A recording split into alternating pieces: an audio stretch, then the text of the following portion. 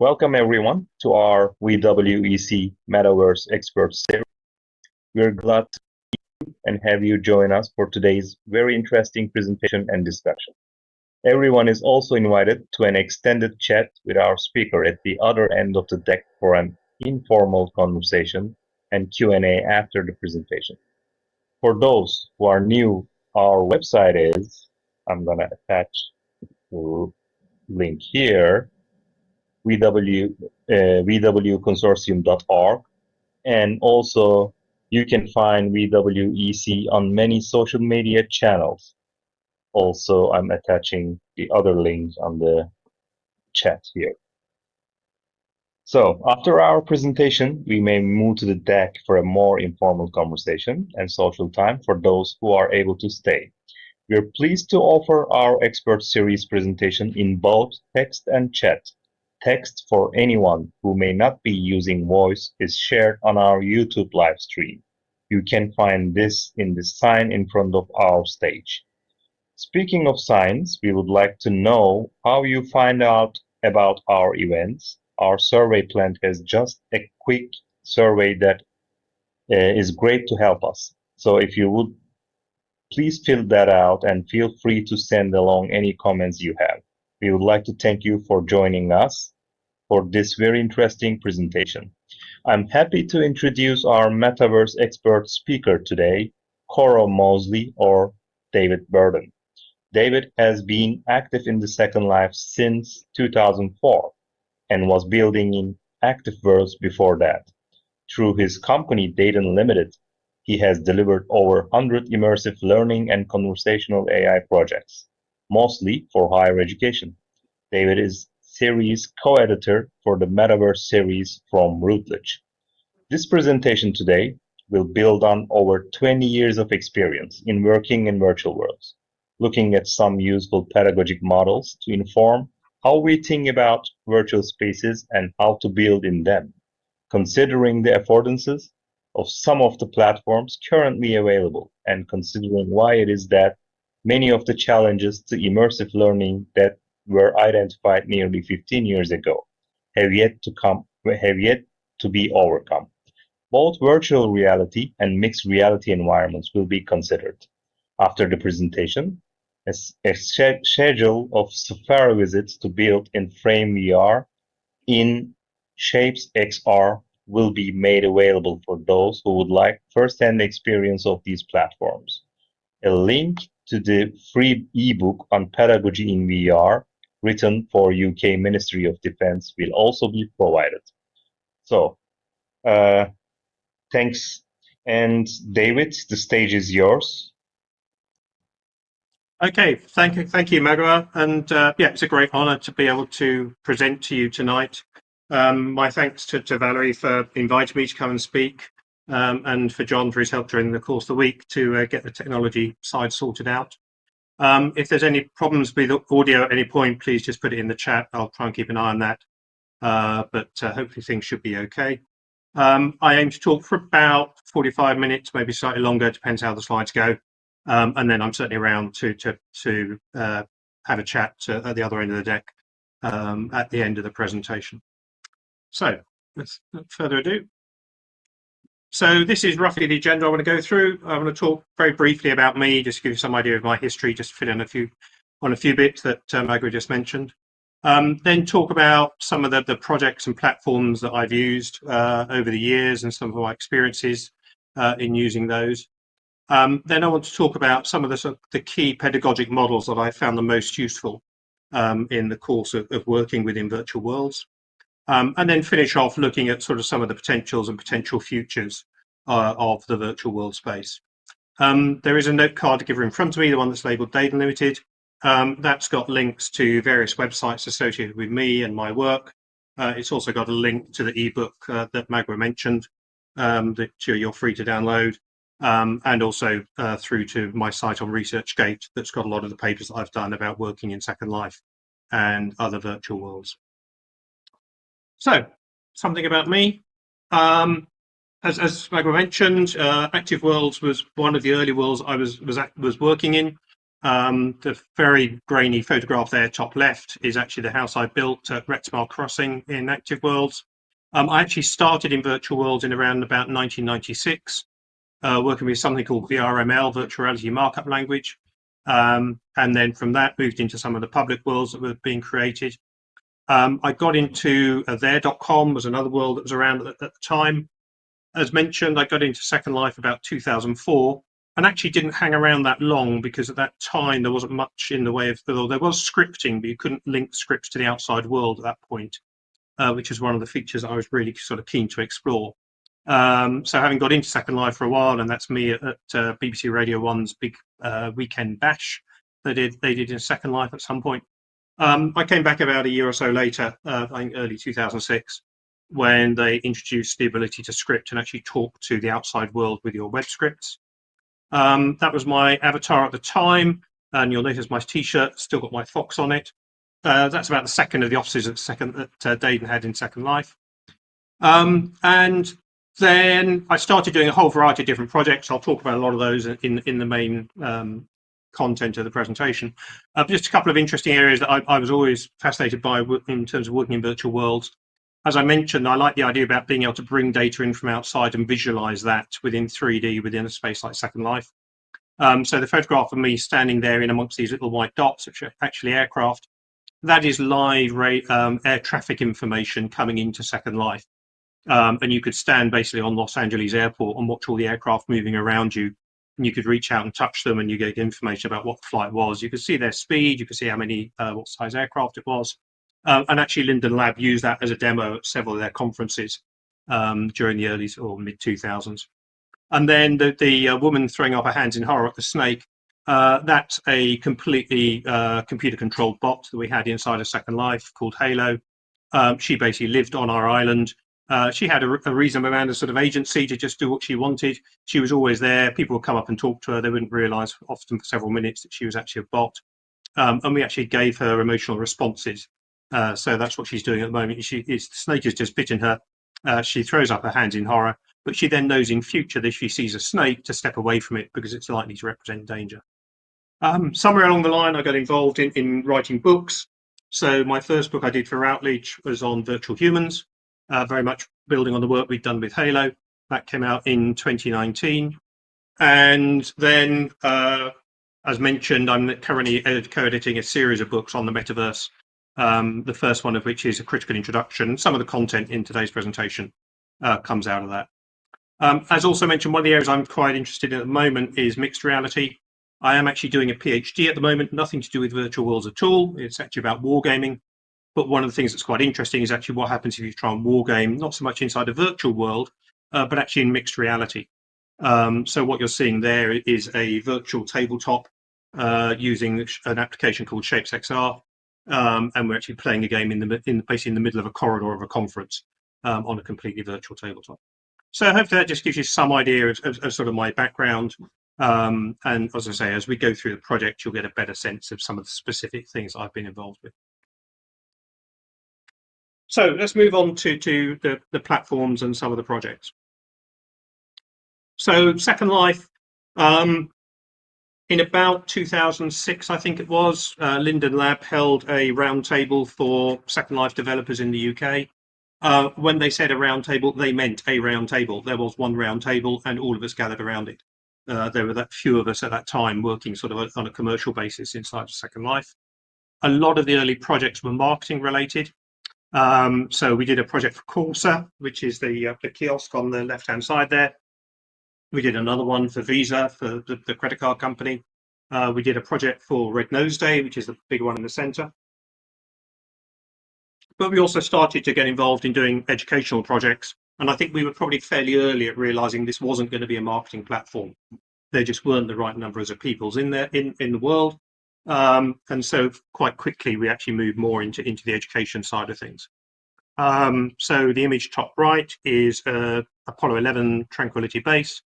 We found somewhere on the internet a really nice diagram that showed basically a football pitch, a soccer pitch, and then laid out on that soccer pitch exactly the distances and the tracks that each of the astronauts took, Armstrong and Aldrin, whilst they're on the moon.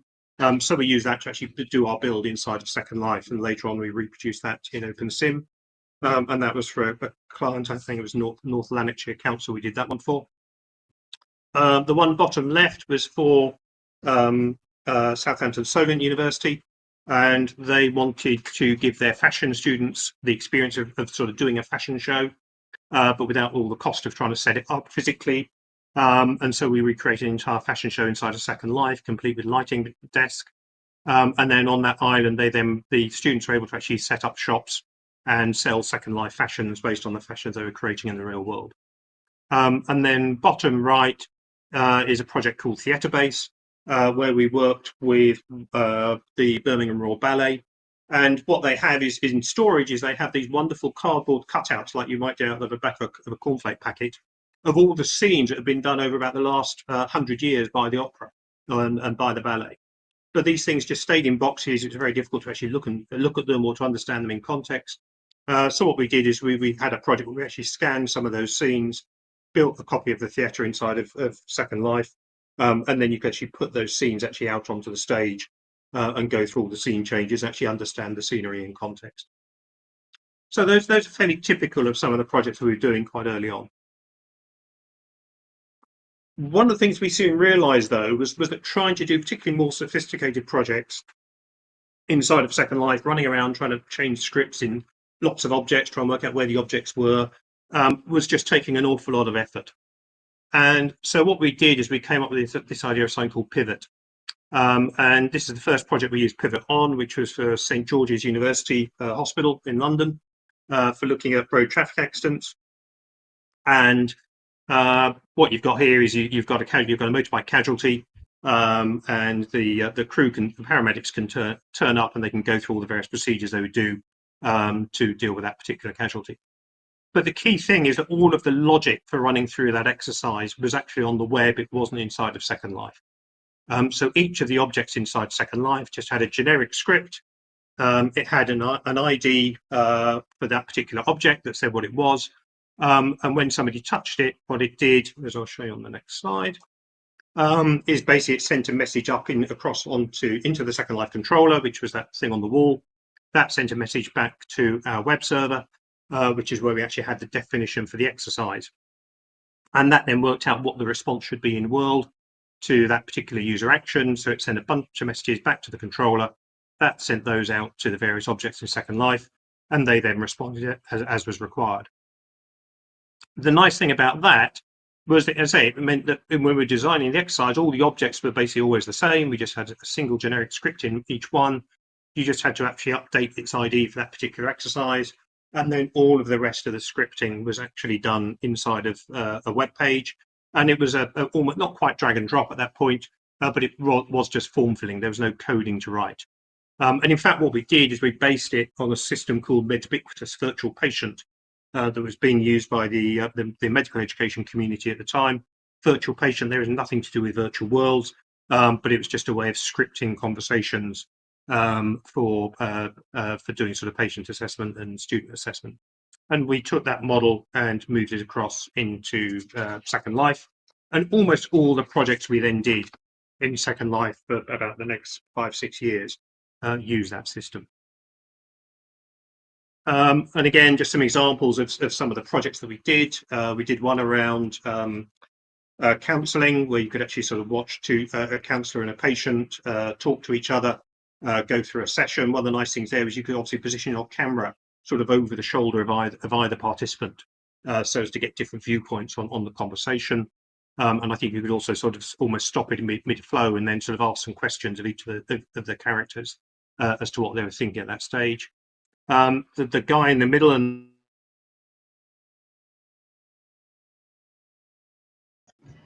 I don't know whereabouts you lost me, but really just going through some of the projects. And as you can see from the bottom row, we got quite heavily into doing ones working with medical schools. So there's a couple there, one for Hong Kong University, one for Leicester University on doing virtual lab processes. And then the hospital ward one was looking at end-of-life care. So basically going through the processes when you know a patient is about to die on the ward, and exactly sort of what you do both for the patient and how you handle the family as well. So a wide variety of different sort of projects, but certainly building up an expertise around things like nursing training, medical training, and some related skills. Probably one of the biggest projects we did using Pivot was this one for New York City for their Office of Emergency Management. And what they wanted to do was train their disaster managers and their staff about what to do if New York got hit by a hurricane. This actually happened. This was actually a year before what was called Superstorm Sandy hit New York City. So actually everybody had been through the training in Second Life the year beforehand, and we actually reran the training after Superstorm Sandy so as to basically to validate it and bring out lessons learned. So we had an entire copy of a US, I think what they call public school, built that you could navigate around and assign all the various workers to tasks.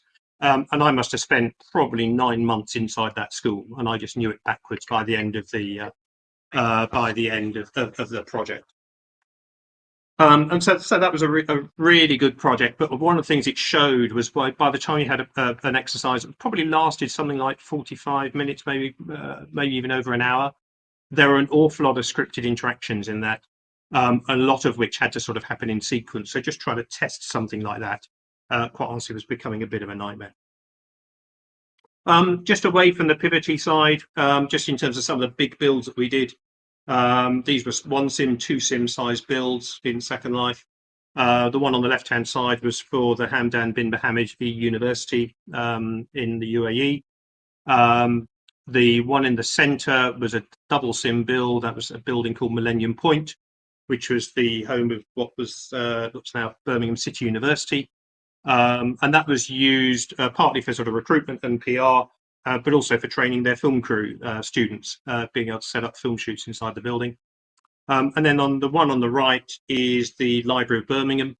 That was built, I can't remember when it opened now, about 2017, something like that. No, it's been earlier than that. About 2012, say. We completed the Second Life build the same month as they started the physical build, and the physical build took 2 years. And so for those 2 years, the library staff were able to actually occupy the virtual building, work out how they're going to use it. They actually brought in contractors to agree sort of where things were going to go by walking around the virtual building. They took it out to the public and showed the public how it was all going to work. So they really got the ability to sort of test run the entire library for 2 years before the physical building was built. And everybody said, once the physical building was built and they walked into it, they just had this incredible sense of deja vu because, that's exactly what they were used to. And you can see there photographs of the real library and the virtual library and just how close they were in terms of builds. So around about probably 2012, something like that, it was the time that the education discount in Second Life went. And it caused an awful lot of universities to sort of reevaluate what it was they were going to do for virtual world exercises. And there've been a number of sort of ongoing issues with using Second Life and even trying to use something like OpenSim. IT departments weren't at all happy with it and with the holes you needed to open up in the firewall. Purchasing departments found it very hard to work out how the hell they paid so many Linden dollars for a sim. We had issues with scalability. So for things like that New York City sim, in order to get all the students through, we needed to generate 3 complete copies. So that's 3 sims worth of training. And just trying to duplicate something at that scale in Second Life was a real challenge. There have always been issues around safety inside of Second Life, and particularly around the complexity of the viewer for new users. And also Second Life, certainly those days, was very demanding of the typical PC. So a lot of these things drove us and a lot of other companies to saying, okay, let's have a look at what else is out there. And like most of the others, what we did is we moved to Unity. But what we did in Unity was basically took the ideas that we had with Pivot and reproduced that. So we tried to not write our exercises at sort of the Unity level using Unity scripting language. What we did instead is we rebuilt Pivot effectively in Unity and then built a decent sort of front end for it. And that's how we did all of our exercise development. And that meant that we could actually involve the client in the exercise development and the exercise maintenance rather than them having to come to us for every single thing they wanted to do. And one of the first projects we did for that, and we actually got some government funding to do it, was with the Open University for doing virtual field trips. And so for that, we digitized a chunk of the English Lake District. We digitized it at 3 different levels. So the whole area was done at a very sort of coarse level. And you can see the guy flying over there, and you could change the landscape between photographic, Ordnance Survey map, geological map. You can lift up a whole segment of the landscape so as to see the geology underneath. But then, seeing as this was for geology students, what they could do is they could actually walk out to the same sites that they would do in the physical world, and we had scanned those at about centimetre resolution. And you could actually pick up individual rocks and look at individual rocks through a virtual microscope. And this was done for the Open University. Obviously, the thing about the Open University is about being able to let people learn regardless of where they're located and their ability to be able to come into a central site. So you have a lot of disabled people using it, a lot of people who maybe have family commitments that mean they can't travel. So trying to do a field trip is a real challenge for the Open University. And this gave them a way of doing that field trip in a virtual way. And again, just a few of the other sorts of projects that we did. Again, quite a heavy sort of bias towards nursing training, medical training. And we also did a nice heritage one. So Avebury Circle is near to Stonehenge. And we reproduced the entire circle inside of Second Life. Inside of Unity. And in fact, it had previously been done on OpenSim. And we were able to almost take the same stones and move those across to Unity. And one of the nice features is at the moment, in reality, a good chunk of the circle has got a village built on top of it, built using the stones from the circle. But of course, what we were able to do is basically just give the users a toggle so they can make the whole village disappear and revert the entire landscape to what it was at the time. One of the most interesting things about that was actually the use of the soundscape. And so we work with a company that specializes in sound design. So you've got different sounds depending on where you were on the site. And one of the key things with the site is that there is a big earthen sort of wall or a bund that goes right the way around the site, enclosing all the stones. And there was this real sense that when you're outside of that wall, you're getting sort of general natural noises from the birds and the trees and things like that. But the minute you went inside that wall, everything goes very, very quiet. And you're sort of very much there alone with the stones. And then we got basically some sort of ethnic type drumming sounds and things like that, of the sorts they thought that the locals would have used, and the sort of guttural voices. So it became not just a visually immersive experience, but also an audio immersive experience. And just also for a couple of those images, you can see increasingly one of the things we were doing was basically putting chatbots into these exercises, so you could actually have conversations with the characters, and all of that again was controlled by the Fieldscape system that we developed. So Unity projects we ran up until probably around about COVID time, so around about 2021, 22. And at that point, I sort of changed the way in which Dayton operated. Quite honestly, I'm getting close to retirement. I didn't want to be responsible for other people's pensions. And so I reverted the company to being my own consultancy. But I still wanted to do stuff in virtual worlds. I just didn't particularly want to do it using Unity. It's far too complicated for me to get involved with. And so initially I found Mozilla Hubs was actually quite a good tool, but then unfortunately they closed that. And so what I now do is most of my work in Frames. And one of the main reasons I do it in Frames is because Frames is accessible via a web browser. So in that note card giver, or in the note card, there's a couple of URLs to a couple of projects. Literally, you click on those URLs inside your web browser and you're straight into the 3D virtual world. There is no need to download any software whatsoever.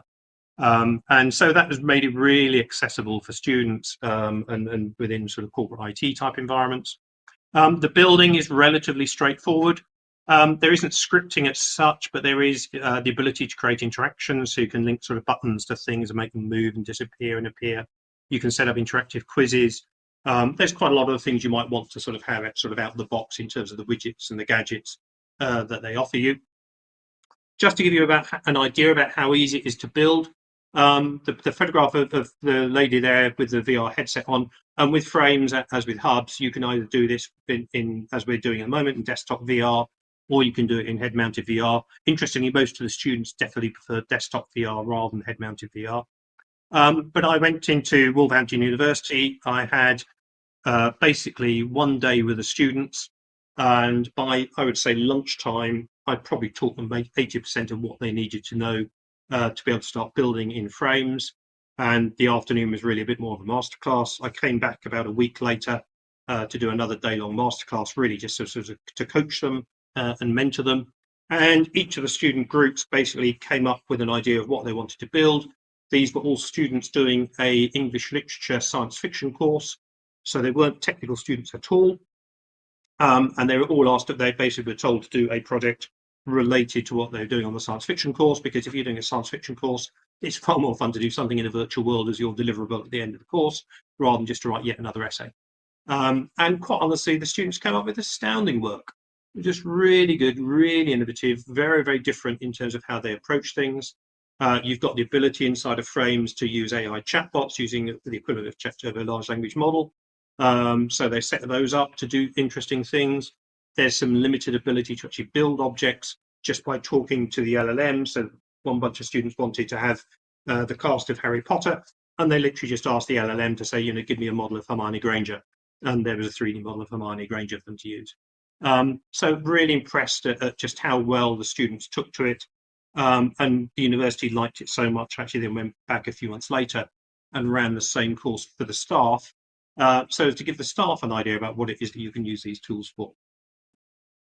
And one of the things I always used to love doing in Second Life is the idea about data gardens, as we used to call them, or information gardens, and about just how you use a 3D space to explore information. And so one of the things that we've done now is, for the Metaverse series, is we've actually created worlds for some of the books. So if you want to find out more about the Metaverse Critical Introduction book, again, the link to that is in the note card, and that will drop you into a world where you can basically walk through the chapters of the book and find out about the book. We've done a similar world for the military Metaverse as well. And I just find it a very nice tool for building stuff in. The biggest thing it hasn't got, quite honestly, is decent scripting. It is beginning to get AI type bots, which to me is, at the moment you can have AI bots you can talk to, they just won't move around.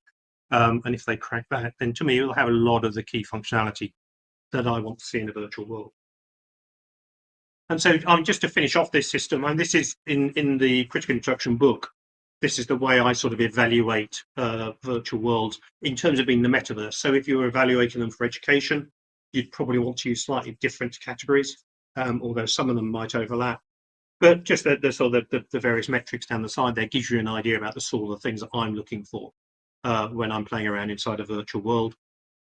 And the typical coverage of some of the platforms that are out there. And I'm certainly in no doubt that Second Life and OpenSim are still probably the best out there if you want something that feels like a metaverse, rather than just being a 3D platform for doing stuff. But obviously that's a fairly contentious statement in some quarters. But I've tried almost every single other world out there, but I've still not seen that same. It's not just the technical ability, but it is just that ability to do the sort of thing we're doing now, just so naturally and so easily inside of Second Life. Okay, just move on to the second section now. So talking about pedagogic models, I can go fairly quickly through this because really all the models I'm going to talk about are inside the book. As was mentioned, this book, we actually suggested it to Ministry of Defence. They had a call for ideas for enhancing training and use of technology in education in the military. So we said, well, why don't we do what's called a biscuit book in the trade? So it's something where you can sort of open it at any page whilst you're having a cup of tea and a biscuit, and you can almost instantly take in what is on that page. So it's quite visually laid out, lots of diagrams. It's not the sort of book you read cover to cover, but you can just literally open a page and learn something almost instantly from it. And so I work with Maggie Sevin-Barden, who some of you may know. Maggie, again, got involved in Second Life, same sort of time as I did at University of Coventry, and was responsible for running a number of projects there. And we used her as an academic on a lot of the projects that we did subsequently in Second Life and on into other platforms. And so Maggie and I and one other academic put this book together, really sort of distilling all of our expertise from across what would have been 20 odd years of work inside of virtual worlds. And what I've done now is I just pulled out a couple of what I think are the most interesting of the pedagogic models that are in the book. The first one is this thing called BIBE. And what it gives you is really, if you are looking at doing a build, it's saying, well, okay, what is the purpose of that build? And as you can see there, you've got engagement, you've got exploration, you've got explanation, you've got elaboration, and you've got evaluation. And it's really about, make sure you know which of those it is you're building the build for, because each of those has got quite different requirements about what the build is like, how much scaffolding there is in it, how much sort of freedom and free will you can give the students. And we used to find it was a really good way when we sat down with a client, with the university, and they say, oh, we want to do this, we want to do that, to try and make sure they really understood what it is, what's the key reason for doing this build, and then making sure that we built accordingly. This one I particularly like, which is from a guy called Redea, about sort of what the 3D immersive experience is. And the first thing he does is he splits it into the interface, the technical interface, and the psychosensory experience. And certainly a lot of people, particularly nowadays, ever since the Oculus Rift came out, you talk about virtual reality, and people immediately think you're talking about headset-based virtual reality. But he's quite clear, as a lot of other people are, that actually the desktop experience of virtual reality, such as we're having now, is basically just as valid. And in a lot of situations, there's actually a better experience than a headset-based virtual reality.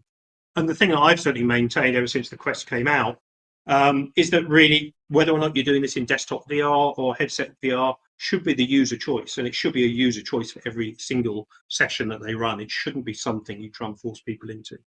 And both are valid, and it really ought to be designing experiences so they work for both. And then if you look at the psychosensory experience, he then sort of splits that into two elements again. So one element is this idea about the sort of digital perception immersion. So what's happening psychologically from being immersed. And I'm sure a lot of you are familiar with sort of the virtual calculus of immersion and presence and embodiment and agency, and how you sort of bring all of those together to create the sort of the flow experience. But the other side of it, this is what he there calls the ludic narrative immersion. So it's about not only do you feel that sort of sensory immersion, but also you're immersed in the story, you're immersed in the adventure, you're immersed in whatever the task is that you've got to do. And a lot of that is through how you design and script it, how you use narrative, potentially how you sort of use game mechanics, how you use the interactions in the world. So I've just found that's been a really useful way of sort of thinking about the difference within a piece of virtual learning. And then this one, again, it sort of tries to put the emphasis on the human side of things. So you've got the user, you've got the system. Within the system, you've got that sort of physical VR interface, be it desktop VR or HMD VR. You've got the software user interface, which is all the things we're seeing sort of on the screen whilst we're interacting with the exercise. And as mentioned earlier on, the second live screen has always been very cluttered. That was one of the big changes we had when we went to Unity, is we could make sure the only things that are on the screen were the stuff that was important for that particular exercise. And you've got this authored experience, so you've got the piece of learning that you've created and you've scripted inside. But that is a very different thing from the experience of use. And you can create a nice authored experience, you think it's really good, but every single user, every single student is going to come to that experience with a different set of sort of preconditioned or preconceptions, a different set of skills, a different level of sort of VR literacy, and VR familiarity and comfort. And everybody is going to have a different experience of use. And I found that was a really useful sort of message to A, to understand myself, and then B, to get across to clients, which is, yeah, we can design this thing and we can try and take into account as wider an experience of use as we can do. But realistically, until it's in front of the students, you never know how it's actually going to fly. And so the sooner we can do that as part of the build process, the better. And then the final one of these, Sarah de Freitas, I think she's now a professor, has been for a while actually. So Sarah was also at University of Coventry with Maggie and involved in the projects that we did there. She was also involved with the Serious Games Institute that was based out of Coventry back in the 2000s. And within her 4D model, as in 4 dimensions of ideas, not 4 dimensions of physics or anything else like that, what she talked about is when you're doing a project, that you need to look at 4 different elements. You need to look at the learner specific. So just as I mentioned, thinking about where it is the individual learners are coming from. what their skill sets are, think about how they're actually going to be, what they're sort of going to bring to the learning, to the training. You need to understand the context. So are they going to be using headsets? Are they going to be using desktop? Is this something they're going to be doing from home? What's their home environment like? Are they going to be trying to do it from a cafe? What sort of pre-training do they need? What sort of support materials? Quite often, and there's, I'm sure a lot of you are aware, you need to produce a certain amount of paper type information, or at least 2D information, in order for people to get the best out of the 3D experience. You actually the representation. So what are you actually building, and how are you representing different elements? And what's quite useful here is a model from a guy called Bob Stone, a professor from Birmingham University. And in certainly one version of his model, he talks about representing 3 different elements of representation. The first thing you want to do is represent the environment, so people are happy with what the environment is.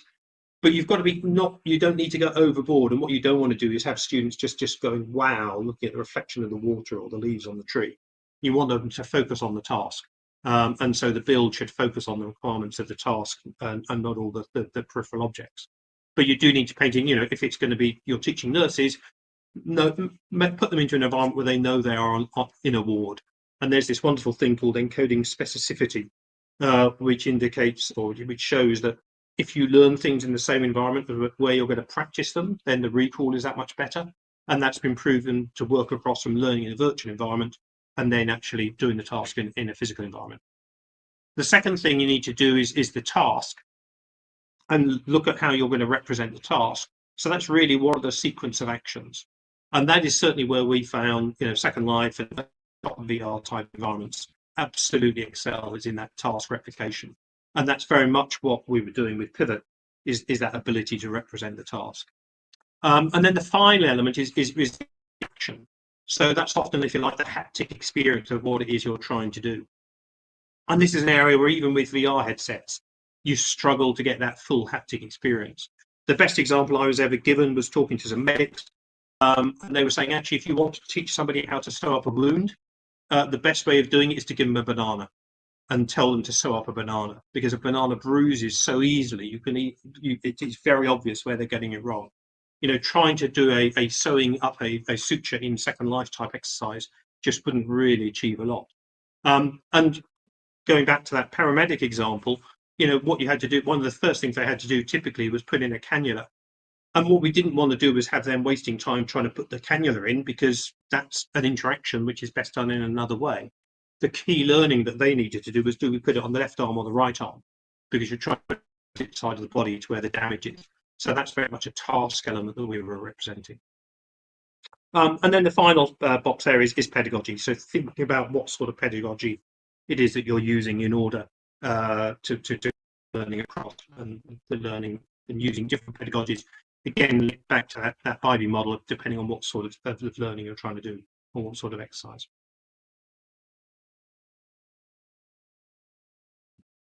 Okay, so as I say, all of those and other models are in the ebook, so feel free to sort of dive into that afterwards and read about those. And if anyone's got any questions, be happy to deal with those offline afterwards around any of those models. So just to finish off with, I want to talk a bit about sort of potentials and potential futures. And as mentioned, some of these bits come out of the Critical Introduction book. I mean, the first thing I've always, this is, some of you may be familiar, this is Marshall McLuhan's tetrad, which is just a way of thinking about any sort of technology or medium, and so what it's going to do and how it's going to behave. And what he talks about, what is it that the medium's going to enhance? What's it going to make obsolescent? What's it going to retrieve? So what's it going to bring back from the past? And then what happens if it sort of goes into reverse and it gets completely abused? And what we've got here is, okay, we've got a green cauldron instead of a campfire. But to me, this has always been one of the great strengths of virtual worlds, is the thing it retrieves is that campfire experience. It's not a great big chat room with thousands of people in it. It is a dozen or so people sat around a campfire inside a Second Life, just sharing ideas and chatting to each other and telling stories. And I think that's absolutely wonderful. In terms of enhancement, it gives us superpowers. In Second Life, we can just leap up into the air and fly. We can build anything, make things just appear out of nowhere. It gives us the sort of superpowers I'm sure a lot of us would love to have in the physical world. But the minute we make ourselves virtual, we have all of those available to us. I would hope, the one thing that it obsolesces is small-mindedness. The thing I've always liked about Second Life is you are meeting people from a wide variety of different cultures. What people look like almost, does not matter. We dress as whatever sort of avatars we want to have. I've had so many business meetings with Daleks and toasters and teddy bears and goodness knows what other sort of avatars, that, what the person looks like almost ceases to matter. It is very much about the conversations you're having with them and the relationships that you're building them. But what happens if it goes into reverse? It becomes a digital sum, and certainly there have been times in Second Life and places in Second Life where griefing and other behaviours have been seen elements of that. If you go into things like Horizon World, some of the crypto worlds, they certainly feel like they're in that sort of digital sum territory. Or else the other flip side of that is it becomes a siren song, and you just have such a wonderful time inside the virtual world, you don't want to go back to the physical world. And so they're all things that or both things that we need to be aware of and to avoid. Another lens was this diagram. So this is thinking about, okay, let's look at the short term, the medium term, and the long term of virtual worlds. And if we look at the short term, one of the things we would probably really like is it all to be completely seamless. We don't have problems with audio suddenly dropping out halfway through. We don't have almost every time we load Second Life, there's yet more updates. The technology we need should be very simple. We should be able to move, between different worlds. We're seeing that a little bit with OpenSim, but what about moving between a Unity type based world and a Second Life based world? What we also need is it to be desirable.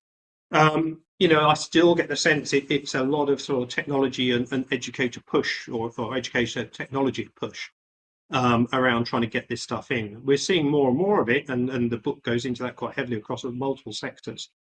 But you still don't feel it's sort of business as usual. There was a brief moment during COVID when there was a hope that actually maybe people will start to move into virtual worlds, but instead they all went on the Zoom, and they still did exactly the same sort of lectures as they always had done. So that desirability is still not quite there. The world increasingly is about mobiles, and I know they keep on being sort of attempts to get Second Life sort of onto a mobile. What's nice about Frames that I was mentioning earlier on is that runs quite happily on a mobile. And when we were doing our Unity builds, they ran quite happily on a mobile. So it's certainly possible to get these sorts of platforms onto a mobile and very much put them into everybody's pocket. We'd also like, from a technical point of view, to be unified. So if I build an object in one space, I can move that object to another space. Actually, with GLTF, that's almost done.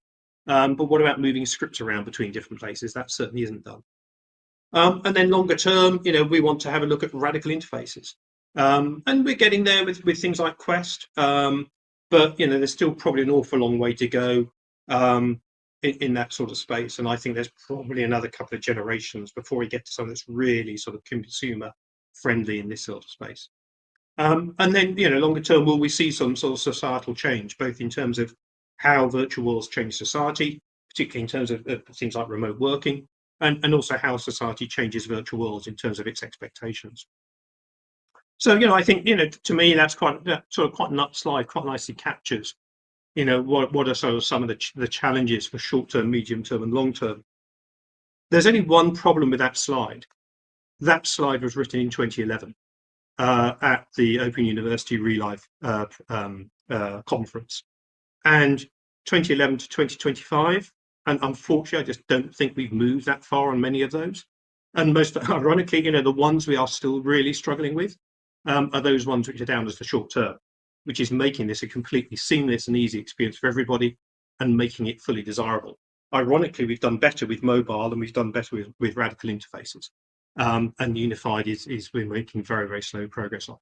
So that, I think, has been one of my sort of eternal frustrations, is that every year I can trot out this slide and things haven't really changed on it. So just to finish off, running slightly over time, but not too much, hopefully.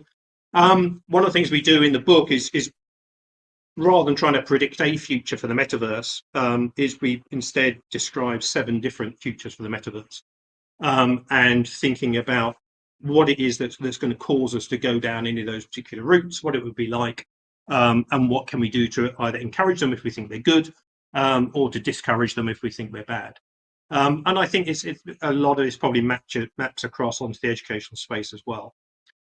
Where we are at the moment is probably something around what you might, somewhere between maybe the pragmaverse and maybe even the failed metaverse. So the pragmaverse is where basically everybody's just using sort of whatever's the right platform for them, but there's no real attempt to join all these different platforms together. And I think we're definitely in that space at the moment. We're just probably not seeing particularly high adoption of it. The failed metaverse is obviously where it just all falls to pieces and nobody's using anything. The lawless metaverse is where it becomes the equivalent of the dark web, and yes, it's there, but if you want to go there, be prepared to be fleeced, and it's going to be absolutely full of pornography and everything else. The corporate metaverse is what, to a certain extent, we have seen in the education space, where you've had a number of companies develop very sort of high-end platforms for doing particularly corporate training, less so in education. And again, they're very much walled gardens. You build on their platform, you're constrained to that platform. An extension to that at a societal level is where you've almost got the totalitarian metaverse, and it's interesting to track what's going on in China and the various sort of virtual worlds where we are seeing a lot of activity, but obviously it's behind the Great Wall of China, and certain restrictions in terms of what goes on there.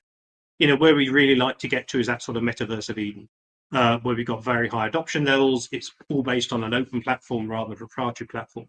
But I think, unfortunately, we're sort of in a bit of a holding pattern at the moment in terms of working out how it is we get to that particular point. And on that not particularly bright note, that's where I'll draw it to a close.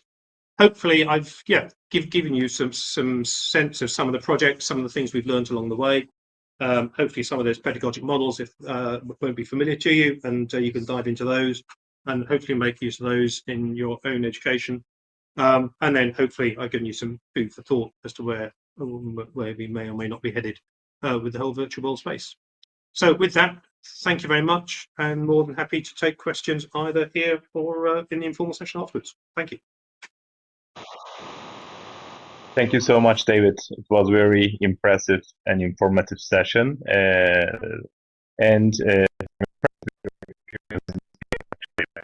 quite a lot of time that you have been involved in a lot of projects as well.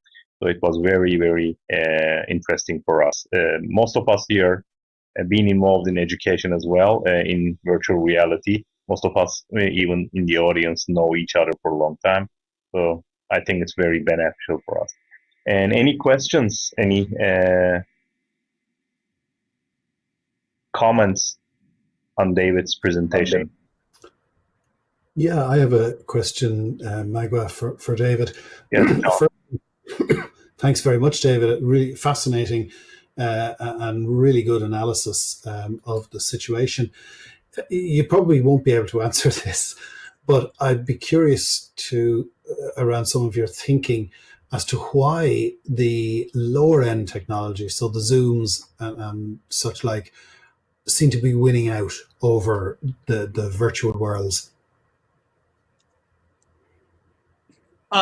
I think one of the reasons is just that IT departments are happy with know what they're talking about, and they don't appear to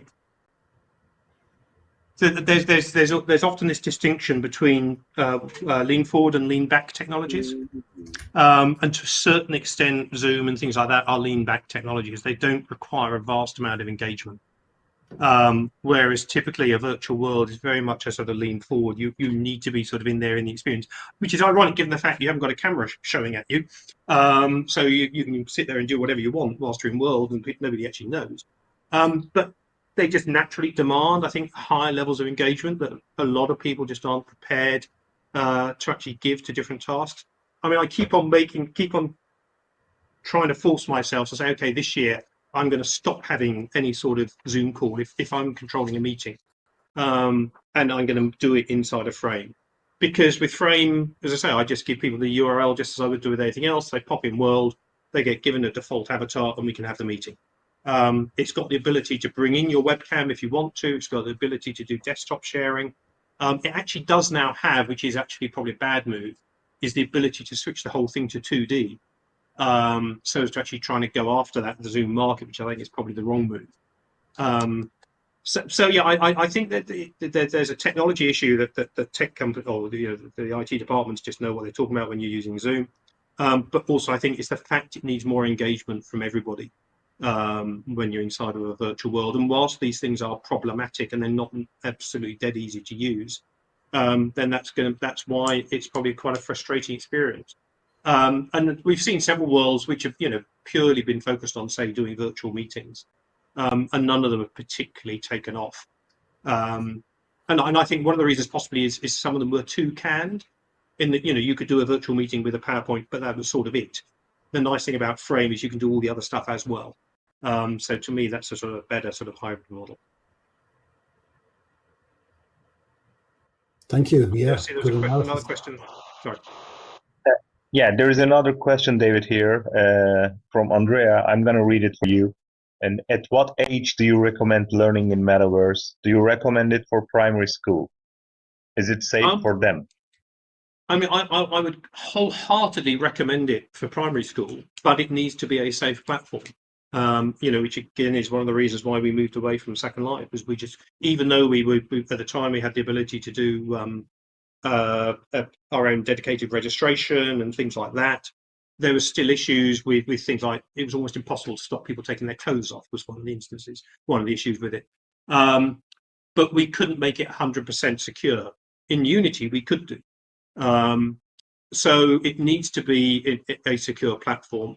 But it's something that kids grow up, or my kids grew up, playing computer games, playing Club Penguin.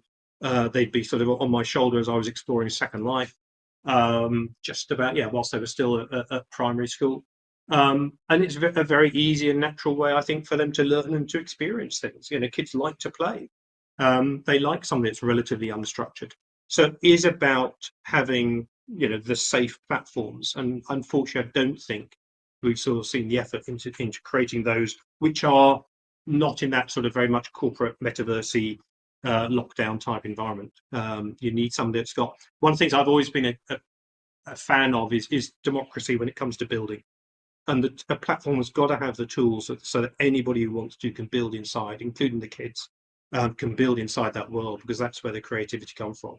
And far too many of the platforms that are sold for education, a lot of that building has to be done by the company or by the company staff, or at best sort of by the teachers. It's not something that's typically opened up to the students. Okay, thank you. And there is one more question. I'm going to read that for you as well. We're so happy you said that we don't need a VR headset to experience virtual worlds. Do you think the headsets will evolve and become more mainstream, affordable, comfortable, not make us trapped without a good interface? Or will desktop be viable for a long time in your opinion? I'm going to add one more thing to this question additionally. You mentioned that in one of the slides, it was one of the last ones, I guess, that it might take a couple of more generations that those headsets or that kind of technology widespread. But then, what do you think about the AI getting into the play? Will that make it faster? I mean, I think there is always going to be a case for desktop VR as well as headset VR, if only because of the mobile use case. Where if you're sat in a coffee shop, or you're sat on the bus, or you're sat on a train, you don't want to start putting a headset on, probably. Certainly not in the near term. Whereas if you can just pull out a phone, pull out a tablet, and have that experience, and then that's great. That's what you need. Also, a lot of the research shows that probably most people, an hour, maybe an hour and a half, 2 hours is the maximum time they want to spend with a headset on. As I said, the project we did for New York City, probably that exercise would probably be involved for probably 2 hours by the time you've had briefings and debriefings, maybe even longer. Certainly as developers, I would spend almost the entire day inside of Second Life. And so until a lot of the issues with the comfort levels of those headsets, and the cyber security issues of those headsets are solved, then actually for long duration work, then a 2D screen is always going to be the way forward. I mean, generally, I'm finding the Quest is a really nice headset. I've tried the Vios and the Microsoft HoloLenses and things like that, and quite honestly, the experience is actually are better. If certainly mixed reality, the Quest experience is better than those. I haven't tried the Sony one or the Apple one, and I think increasingly I can see mixed reality is going to be the thing that maybe gets more people using headsets. Because there's a lot more sort of industrial type use cases around mixed reality problem there are virtual reality, which is why I've been doing quite a lot with MR, and I've done a couple of conferences recently where I spent 4 hours solid demonstrating mixed reality, and I just had person after person, 10 minutes at a time, shoving the headset on, playing the game inside of the mixed reality, just going, oh wow. So I can see actually that could be quite a driver for headset adoption, and very much they are now XR headsets, they're not VR headsets. When it comes to generations, I have a nagging feeling, and it's why I don't know if anybody here is familiar with Caprica. If you're not, go off and see it. I should have put it on the note card. It's the prequel to Battlestar Galactica. The lead character is basically Philip Rosedale, and his virtual world is basically Second Life on steroids. And it is just a brilliant sort of portrayal about where these worlds could go. But the big difference between the headsets in Caprica and the ones we've got at the moment is those headsets are effectively brain-computer interfaces.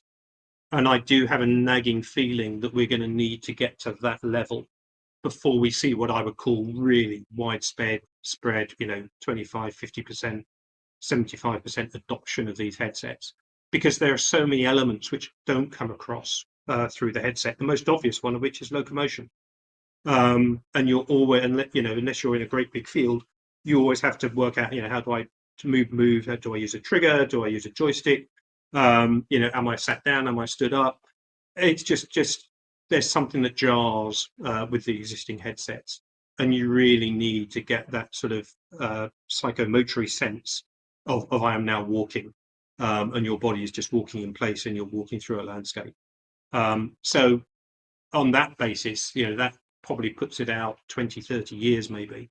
And AI will have a strong part to play there, but that is AI in the sense of doing the pattern recognition, of trying to work out how the hell the neural interface works. Yes, I think there is definitely a scope for using AI to make things easier to build. As I mentioned, the students were using it to build objects inside a frame. We are certainly not far off from the ability to just say, give me a landscape, give me a particular building, give me inside of a hospital, and the AI would just go and build that instantly. And potentially you could get to see the equivalent of sort of vibe coding going on in terms of how you then actually script the behaviors. So that could certainly make the building of these experiences a lot easier. It could certainly enhance the democratization of that. But possibly until we've got the headset issues sorted, it could still be a while till we see that widespread adoption. Okay, thank you so much, David. We're over time, 1 minute even more than what we're supposed to do. So thank you so much. It was very informative and it was very enjoyable session, at least for me. And one of the things that I will mention here is that we have another expert series coming up. I'm gonna some information about that here as well. It will be Grace Velvet or Despina Erling's Limitations and Benefits of AI and Generative AI. And that will be Friday, November 14, 1 p.m. SLT time again here. So you're all welcome again to participate in that session. It will be interesting as well with a very trendy topic, AI. And we will have the conversation moving to the more informal way to the deck here. So if you are gonna stick around, then please join us there as well. Thank you everyone for participating. Okay, thank you everybody. As I say, make sure you grab the note card that's got the links, and that's got my email address as well. So I'm more than happy to chat offline about anything. Just drop me a line.